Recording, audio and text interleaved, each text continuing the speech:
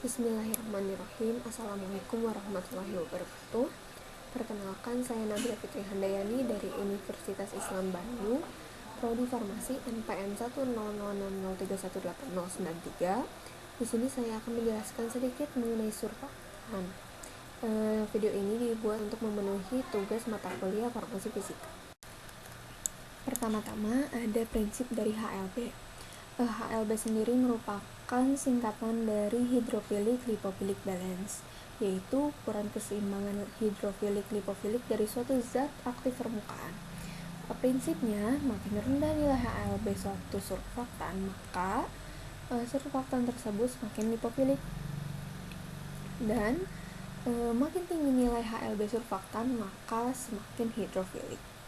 Nah, untuk aktivitas surfaktannya diperoleh karena sifat ganda dari molekul surfaktan.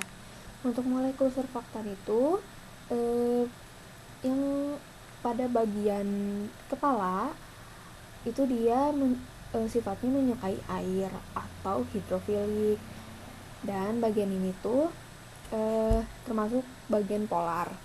Nah, sementara pada molekul yang pada bagian ekornya dia itu hidrofobik atau gak suka air. Nah, jadi pada bagian ini tuh dia lebih suka minyak. Nah, pada bagian ini tuh disebutnya lipofilik, dan bagian ini tuh bagian nonpolar. Nah, selanjutnya ada Gibbs adsorption, yaitu surfaktan dapat bertindak sebagai zat pembasah karena dapat menurunkan sudut kontak antara permukaan padat dan cairan pembasah, juga membantu memindahkan fase cair dan akan terjadinya pembasahan. Maka semakin kecil sudut kontak, maka zatnya akan semakin mudah untuk terbasahi. Surfaktan itu memiliki bagian kepala yang hidrofilik sehingga akan masuk ke dalam fase air, sementara bagian ekornya hidrofobik sehingga akan masuk ke dalam fase minyak. Perubahan tegangan permukaan di bawah KKM dapat dianalisis dengan Gibbs adsorption isotherm untuk mendapatkan surface excess dan ditentukan dengan kurva tegangan permukaan dengan konsentrasi larutan. Nah, selanjutnya ada potensial zeta dengan aplikasinya dalam sediaan suspensi. Nah, potensial zeta sendiri adalah parameter muatan listrik antara partikel koloid. Maka semakin tinggi nilai potensial zeta, maka fluktuasinya dapat dihindari.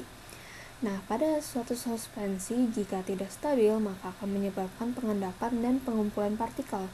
Nah, untuk tipe pengendapannya yaitu fluktuasi dan defluktuasi. Untuk fluktuasi sendiri terjadi saat pengendapan partikel secara berkelompok dan mengendap secara bersama.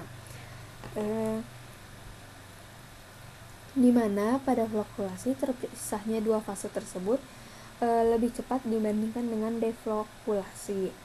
Nah, endapan dari fluktuasi dapat dispersikan kembali. Untuk defluktuasi, jika energinya tolak menolak antara partikel tersuspensi, maka partikelnya tidak akan menggumpal. Jika partikelnya menggumpal secara sempurna, maka akan membentuk susunan yang tertutup dengan partikel kecil mengisi ruang dari partikel dasar. Partikel di bawah akan semakin tertekan oleh partikel atas sehingga kelamaan akan menjadi caking dan tidak dapat dikembalikan dengan pengocokan. Sekian dari saya, mohon maaf bila ada kesalahan. Wabillahi taufiq wal hidayah. Wassalamualaikum warahmatullahi wabarakatuh.